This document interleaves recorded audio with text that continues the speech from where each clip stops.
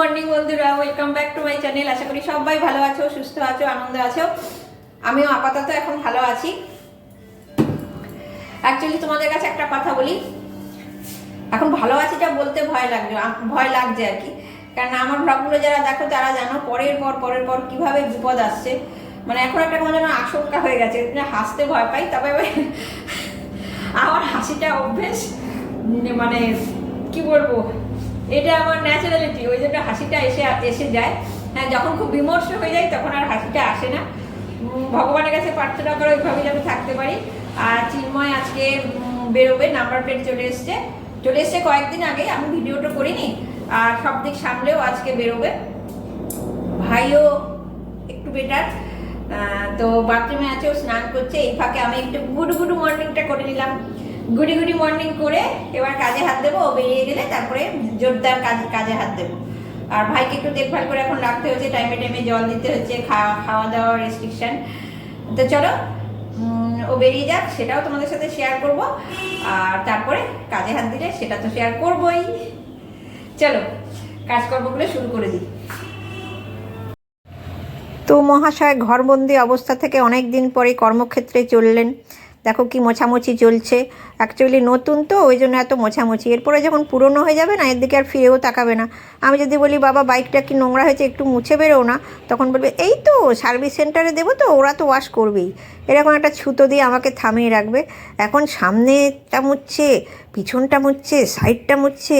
দেখো কি অবস্থা। এবার আবার এদিক থেকে তোমাদের দেখাচ্ছি, দেখো এদিক থেকে মোছামুছি চলছে। দেখি এরকম যত্ন কদিন চলে, তারপরে তো বেচারা পড়ে থাকবে অবহেলিত বস্তুর মতন। আমি আবার বেশি কথা বললে আমি নাকি ভীষণ বকবক করি, কানের গোড়ে ব্যাক করি, অনেক কিছু প্যাক করি, অনেক বিশেষণ আমার ক্ষেত্রে লেগে যায়। ওই জন্য তোমাদের কাছেই বললাম, এখানে দাঁড়িয়ে দেখছি। আর ভাই দেখো এখানে শুয়ে ফোন দেখছে। ওকে জানলা খুলে দিয়েছি।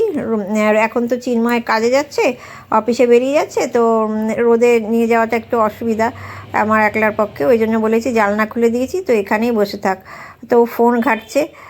এখন একটু অসুবিধার মধ্যে আছে, যদিও খাওয়া দাওয়া রেস্ট্রিকশান, হাঁটা চালাতেও একটু অসুবিধা আছে।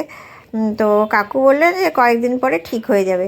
আর গায়ে ভালো করে তেল মাখানো হচ্ছে। আর মাসি আজ থেকে আসবে, ওর পাটা ভালো করে তেল মাখিয়ে দিতে, কারণ পাটার মধ্যে না ঠিক মতন স্ট্রেংথ পাচ্ছে না ও। ওই জন্য ওর মাসিরা তো আবার নন বেঙ্গলি, তো ওরা খুব ভালো তেল মালিশ করায়। তো মাসি বললো আমি বিকেলবেলা গিয়ে বাপির পাগুলোতে তেল মালিশ করে দেবো, যে মাসি আমাদের কাজ করতো আর কি। আর এখানের অবস্থা দেখেছো, যত স্যালাইনের বোতলগুলো রয়েছে এগুলোকে নিয়ে ফেলে দেবো, মানে রেডি করব ফেলার জন্য। দেখি কবে বাইরে ফেলতে পারি। তো এইভাবেই চলছে। এই যে বিগ বাস্কেটের ব্যাগটা, এর মধ্যে সমস্ত সব জমায়েত করব। এগুলো সব আমার ভাইয়ের শরীরে গেছে গো, বেচারা খুব কষ্ট পেয়েছে, খুব কষ্ট পাচ্ছিল। তো যাই হোক, এগুলো তুলবো করে আর তোলা হচ্ছে না জানো। আজকে ভাবছি সন্ধেবেলা এগুলো তুলবো। আর এই যে কাছাকাছি হয়েই গেছিলো, বাইরে মেলতে এলাম। আর এখন তো রোদটা খুব সুন্দর উঠছে, কিছুক্ষণের মধ্যেই শুকিয়ে যায়। তো এখন এই যে মানে দোলে ঝুলনায় করে দেবো জামা কাপড়গুলো। ওরা এখন দোলে ঝুলনায় করুক।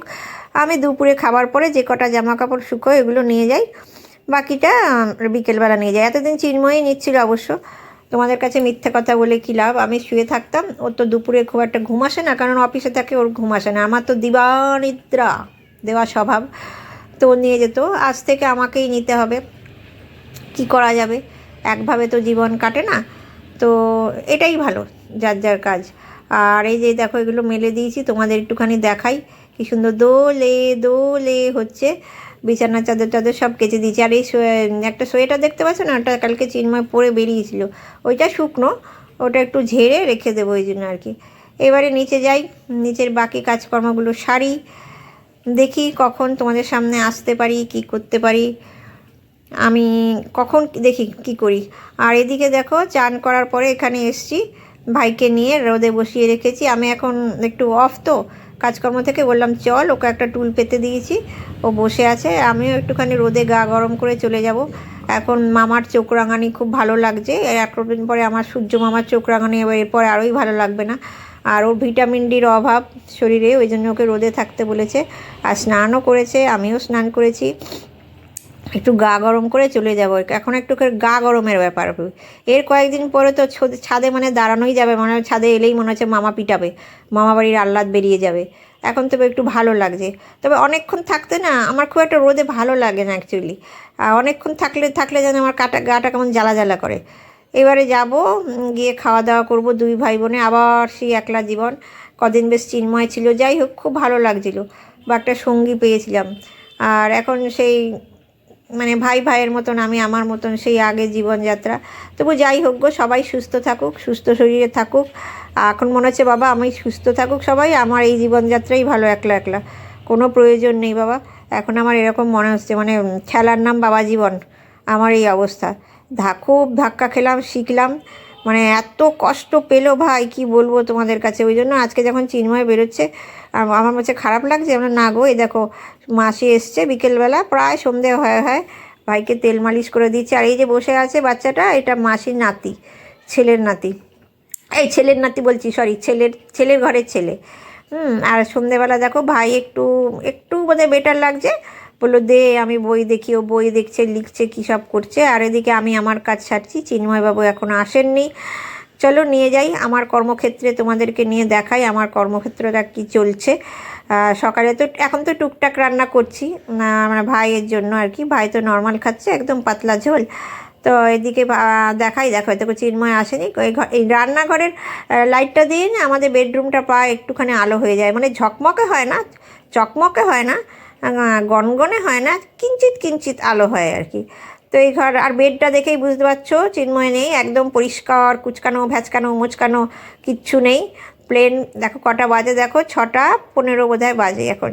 হ্যাঁ যাই হোক, এদিকে আমি এখন করছি আলু চচ্চড়ি। তোমাদের একটুখানি আলু চচ্চড়ির কড়াইয়ের সামনে নিয়ে যাই, রুটি দিয়ে খাবো আমরা। আর কাঁচা লঙ্কা খেতে বলেছে তো ভাইকে, টমেটোটা দেবো না, চিন্ময়বাবু না করলো টমেটো দিতে ফোনে, ও তো টমেটো খাওয়া বারণ, বললো প্লেন করো ভাইও যাতে খেতে পারে। আর একঘেয়ে মাছের ঝোল খেয়ে তো মুখটা কেমন লাগছে, একটু আলু চচ্চড়ি করবো। ও তো রুটি খাবে না, ওর আটার জিনিস খাওয়া বারণ, দুধের জিনিস খাওয়া বারণ, বিস্কুট খাওয়া বারণ। তো এই আলু চচ্চড়ি দিয়ে ডাল দিয়ে একটুখানি ভাত খাবে, আর আমরা রুটি দিয়ে খেয়ে নেবো। একটু ধনে পাতা দেবো, ওই দেখো অল্প করে কাঁচা লঙ্কা রেখেছি দেবো। আর এখানে বাটিটার মধ্যে আটা মাখা আমার হয়ে গেছে, রেখে দিয়েছি। তো চলো, যেটুকু পারলাম তোমাদের সঙ্গে এখন সেটুকুই শেয়ার করছি, পরে ভালো করে ভিডিও দেবো। এই আলু চচ্চড়িটা করে একটু ভাইয়ের সঙ্গে টাইম কাটাবো আর কি। ও তো একলা একলা বসে থাকে সন্ধেবেলাটা, ওর সঙ্গে একটু টাইম কাটিয়ে নেব। তারপরে দেখি চিন্ময়বাবু এলে ওকে চাটা করে দিতে হবে। তো চলো আজকের ভিডিওটা আমি এখানেই এন্ড করছি, দেখা হবে নেক্সট ভিডিওতে। ততক্ষণ পর্যন্ত তোমরা সবাই ভালো থেকো, সুস্থ থেকো, আনন্দে থেকো। Tata bye.